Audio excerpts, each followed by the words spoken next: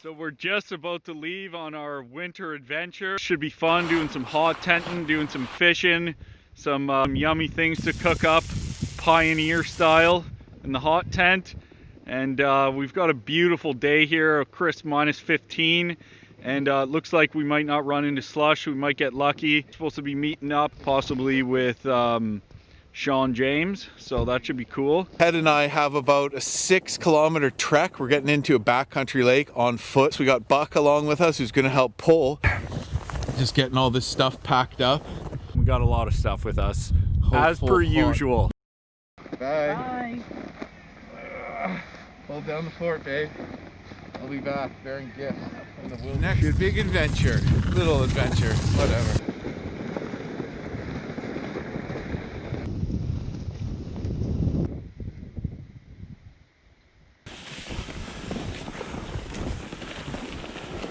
Come here, Buck. Go on.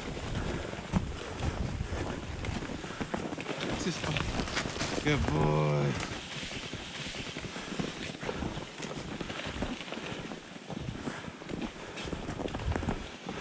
Go on, Buck.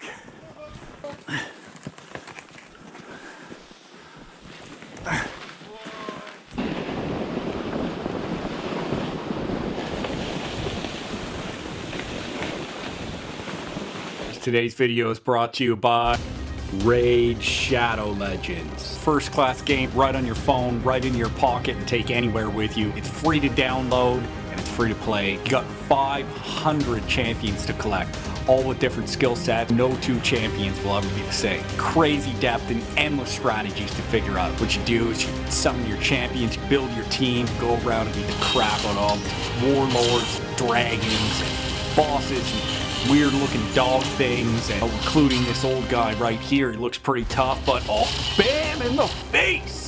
I took this champion here because, you know, she's just badass. I mean, look at her. She's a lot better looking than this dude, and also, you know, she's got these lightning arrows. I mean, this is pretty cool, you know. I'd always want to shoot things from a distance too. Cool that you can just summon new champions from this portal that comes through another dimension or something, and if you don't like them, you can take them over to the tavern and sacrifice them to upgrade the champions you do like and increase their powers, and then upgrade your champions so that you're going to be able to roll through the other levels and just continuously beat the crap out of everyone you find in your way. One of the other cool aspects, you can jump in the arena. It's kind of like the Roman Colosseum, where you can put your champions to the test against other gamers' champions. And I don't know about you, but there's something satisfying about knowing there's someone else on the other end who just put all their blood, sweat, tears into that champion, and when you go in there and you kick his ass. And just last month, Raid released its biggest ever update. Main event here is the Doom Tower. Over 120 floors, bunch of secret challenge rooms, 12 seriously badass bosses. The best part is the Raid team are giving away a super special champion to help everyone get started in the tower. Champion Bulwark, 50 gems, an XP booster, some energy refills, and even an ancient shard as soon as you get in game. This treasure will be waiting for you right here. Now, all these rewards will be available for only the next 30 days to new Raid players only. So just click the link in the description below if you want to get some of those free rewards. But hey, Raid is already free to play and free to download regardless. That just gives you an extra bunch of treasure. It's just that easy. So thanks a lot, Raid, for sponsoring this video, and I'll see you there. Which way do you want to go?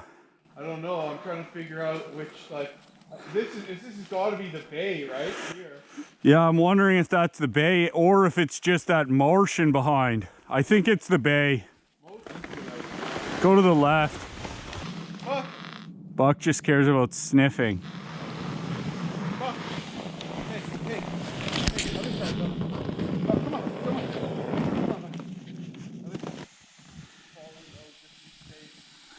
We're getting off the beaten path, and it is beautiful. And check out these cliffs behind me and those awesome icicles.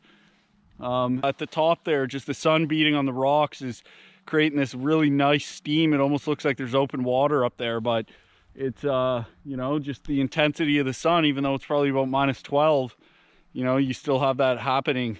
So kind of cool. Okay.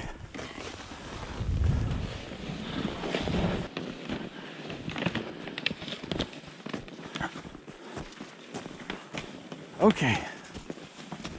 Good boy.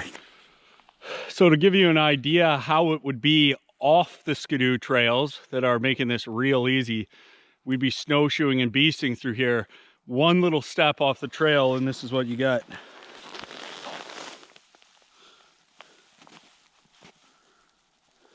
So it's deep.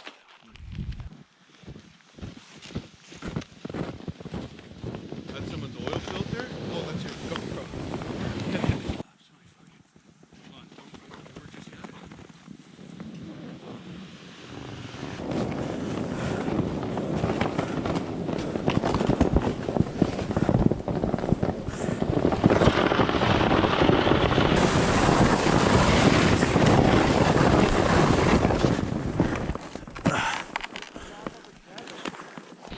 Pretty fun little toboggan down the hill there. Just kind of fun, a little sketchy, but no problem. Buck was pretty impressive there. How he kind of just went slowly down the hill. It was very good.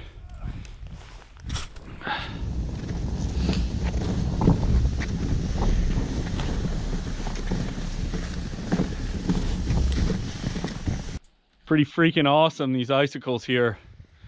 The sun is beating on the rocks and causing them to melt, even though it's about -10. Whoa. And so it's pretty unique, and you can see all the water running behind them, which is cool.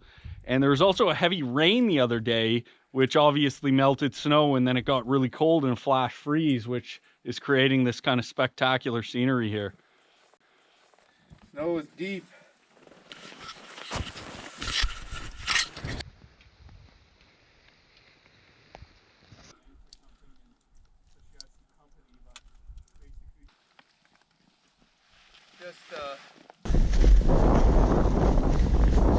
So we've reached a dead end, and the lake we're trying to get into is right up there, but there's no trail and there's a huge hill. So there's two different ways we can go. We can follow creeks that connect other lakes to get into the lake we're trying to get into. But those creeks, the ice might be unstable at their mouths, because we had a thaw not long ago. The problem with this way is it's up a really steep hill through extremely deep snow. Hopefully we can rendezvous with Shawn, but there might be another route that he knows about because he knows this area well. But we'll figure it out. So after a debate, we've decided to not go the bushwhack hell way, and we're going to take the creek. This is an otter, Ken. Yeah, it looks like we made the right choice. I bet you there's a beaver dam here. Maybe. Yeah. Look at the height difference. Yeah, there's something. Stay over to the right, Jim. Okay. I don't think there's going to be any issues here. No, but just stay to the right because it showed the flow here more. This is the way, eh? Yeah.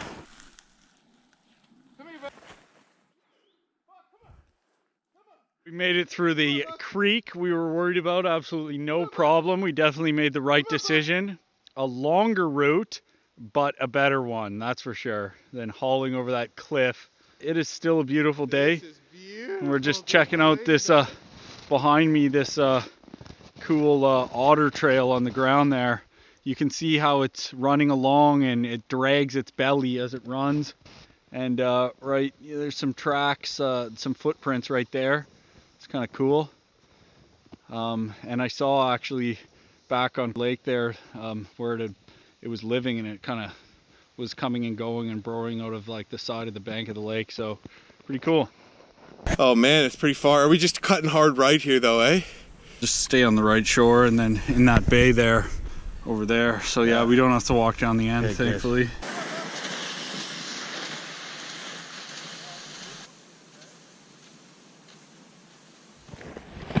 So we finally made it in. It was a little bit sketchy getting around some creek bed.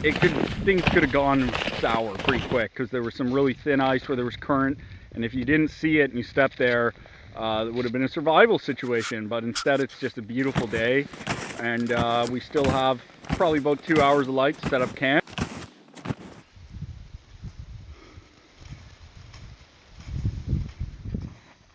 Nice campsite. See how windy it gets here? Look at the trees. Come on, Buck, we made it to the campsite, buddy. Come on. Lots of treats waiting for you. It's just Buck. Good boy. Good boy. Ted was pointing out how just wind ravaged this site is. You can see like the huge grooves in the snow and all the trees are just completely bent. This is all from that blizzard we had the other night. Now we're at camp and we're gonna pick a place to set up our tent. We want a spot that's flat, but also with enough trees that we can tie it off because it's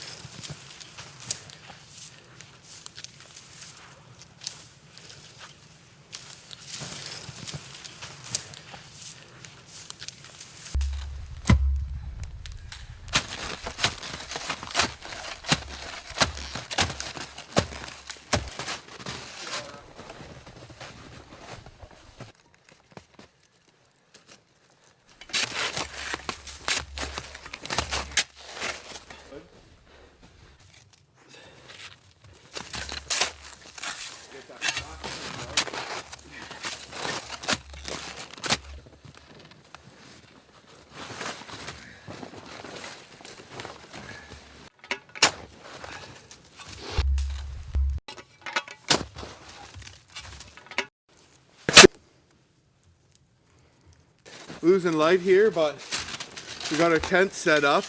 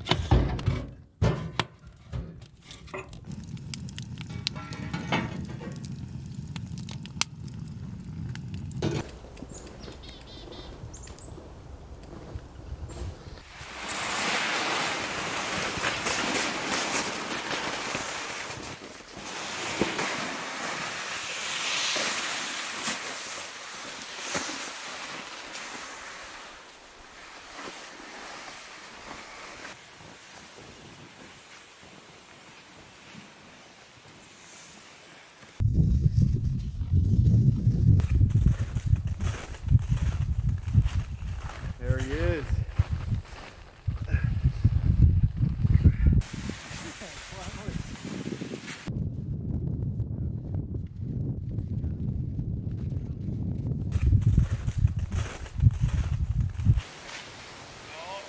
Made it. How are you? Oh, good. How you doing? All right. Oh, Thank you guys. How you doing? You, man. Right on. 15, 20 years or something it's been since I was in here. And this place has so many memories for me. It was like 1993 probably when I was in here. Shot my first bull moose ever just through the narrows over here. Never got to camp actually on this lake because I had my cabin on the main lake. So we would come in here really early in the morning and then go out at night. But at the time I had another golden retriever out there with a couple of friends exploring back here, so it just brings back so many memories. But it's probably even nicer than I even remembered it here.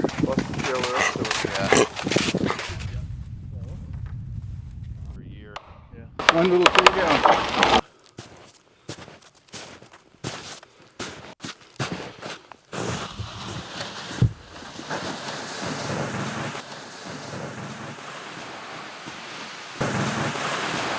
Good boy. But he seems to be good if there's no wind to sleep outside up in the road. True.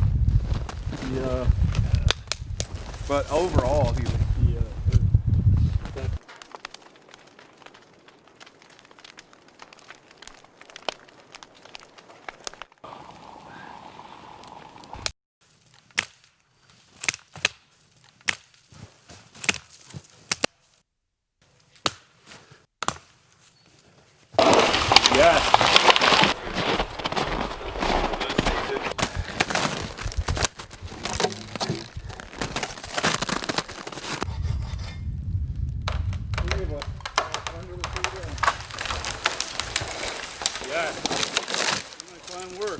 Good job, Ted.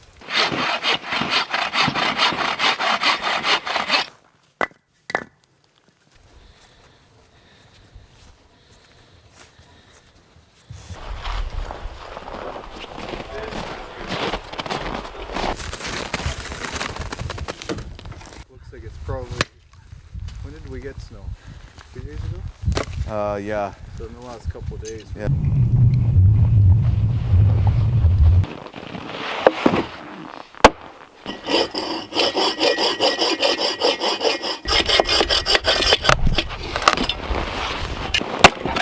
Well,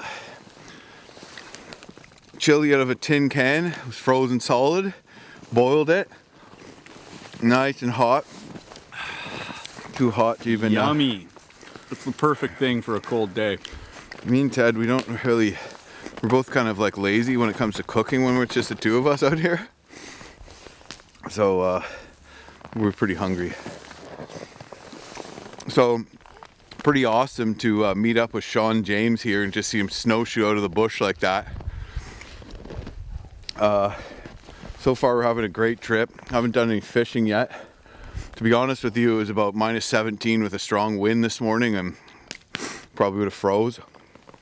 One of the things we're noticing is we're going around getting all this wood, but because there's so many windy storms with really wet snow, it seems like, and rain, there was rain the other day too, really windy and rainy, that it almost seems like some of these standing deads that would be great dry wood have been kind of almost penetrated with rain and water, and then has frozen within them, and some of this wood that would normally be burning really well isn't really burning that well. Would you like some chili, Buck? There you go. Throw me the axe, Jim. I'm gonna Take that. Yeah. But look, I'm just so.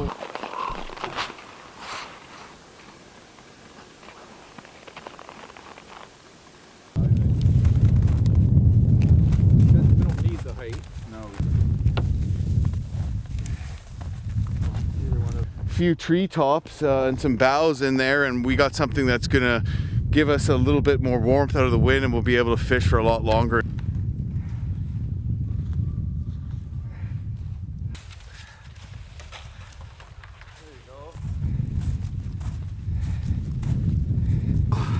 Here, pass it to me, pass it to me.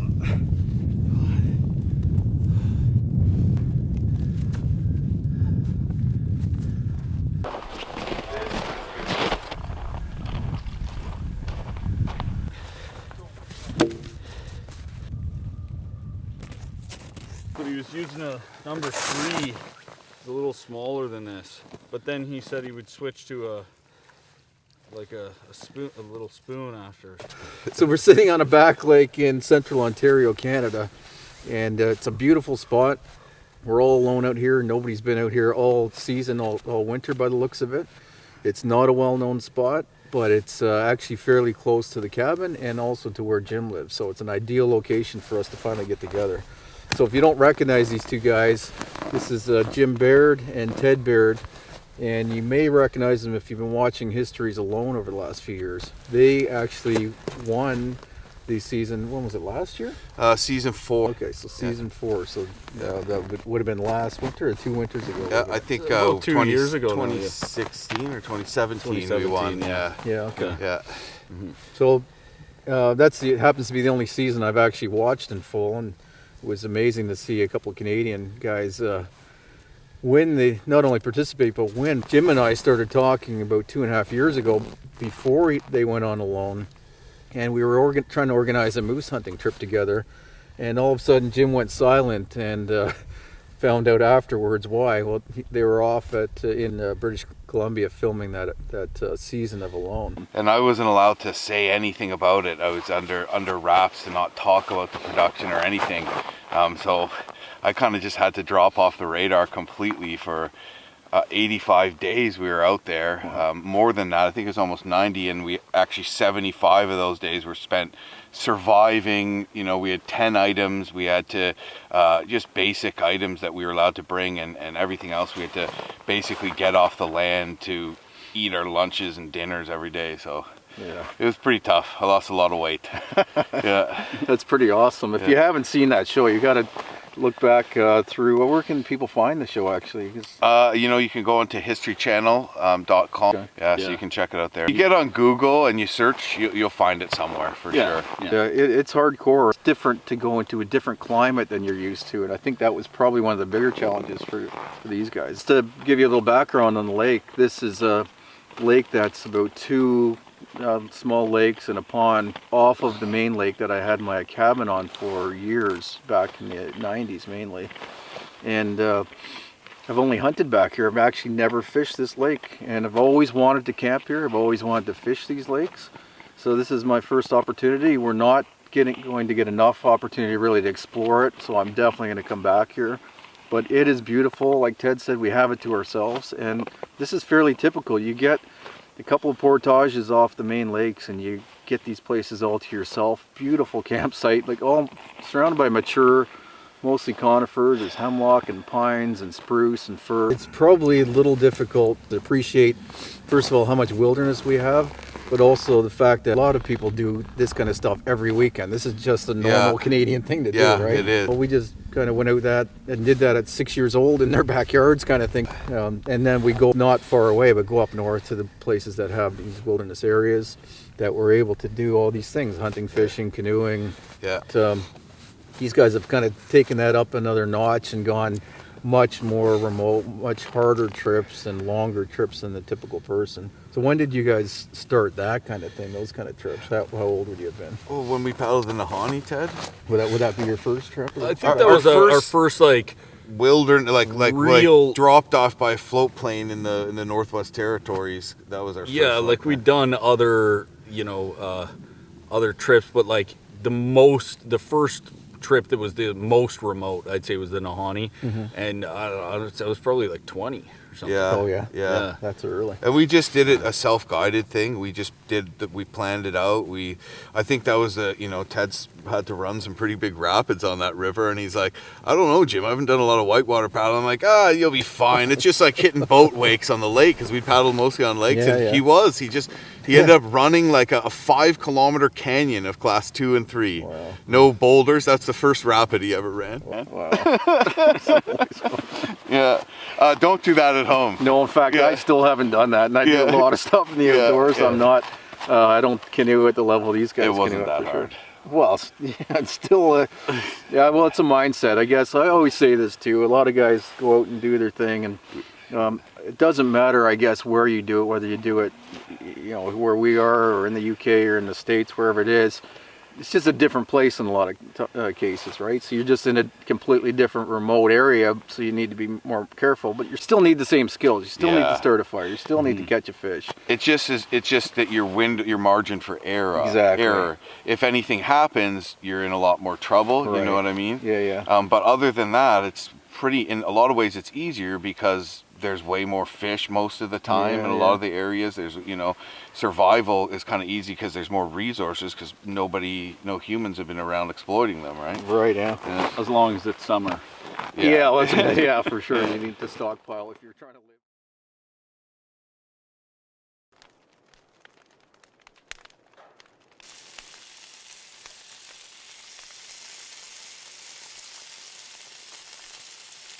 Water and things, so we're worried about hypothermia. Yeah.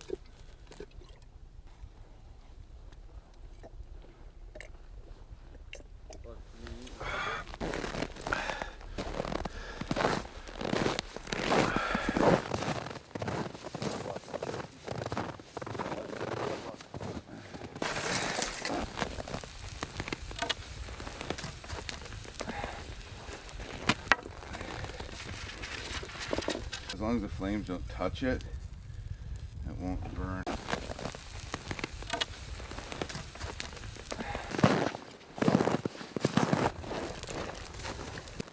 Yeah.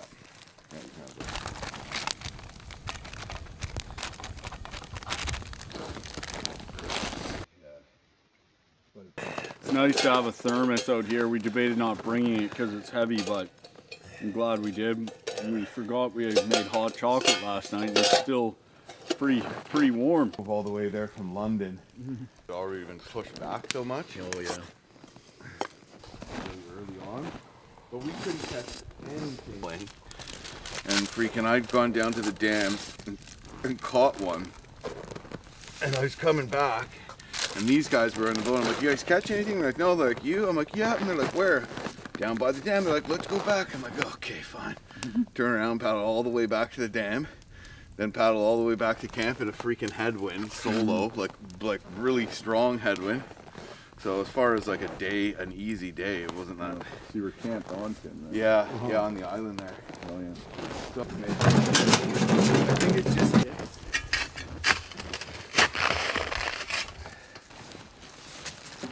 Thanks, man.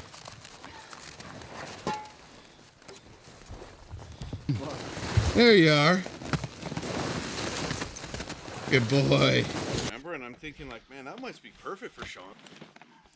Like I said, I could do these. So there's the inside of our hot tent. What it looks like. Those are all the boughs all patted down, and that big hole where the wood is now. It's where the stove was because it all melted down. And you know, you can see there's plenty of space there. I slept here with my head and loaded the stove. Shawn on the other side and Jim there. And 2 dogs, plenty of space for all of us. And it was a really cozy night. So I think it was worth hauling it out here. It's fun to try all these different ways of camping and traveling. Mm-hmm.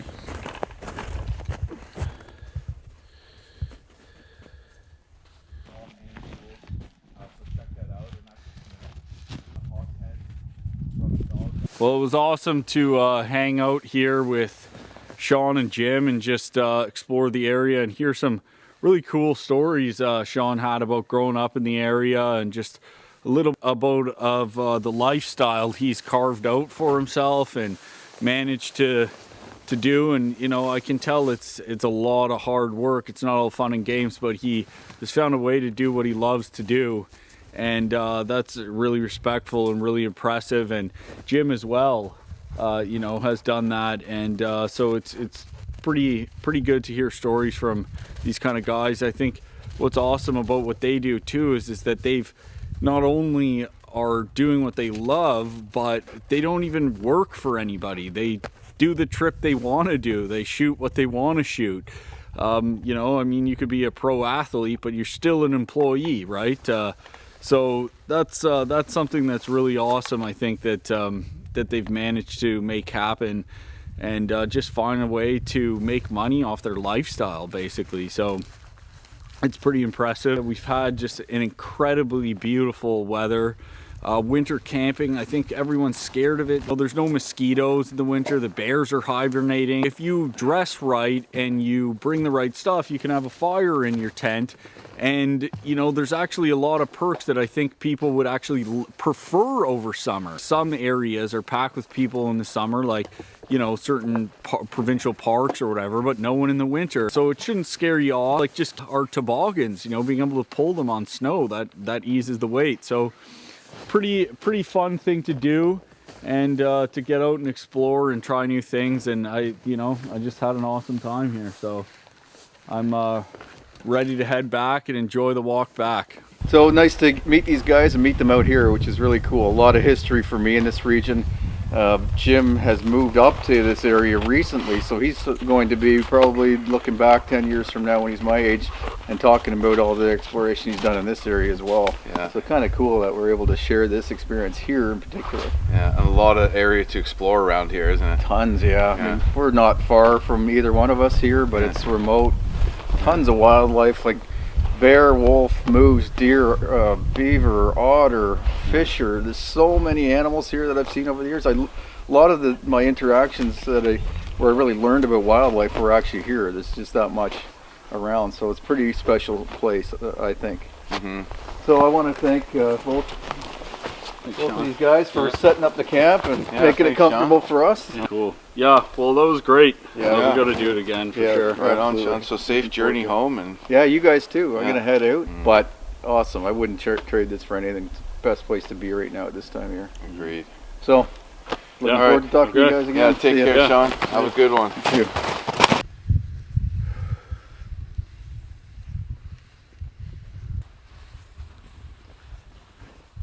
Hey Ted, it's nice to have something extra on this time.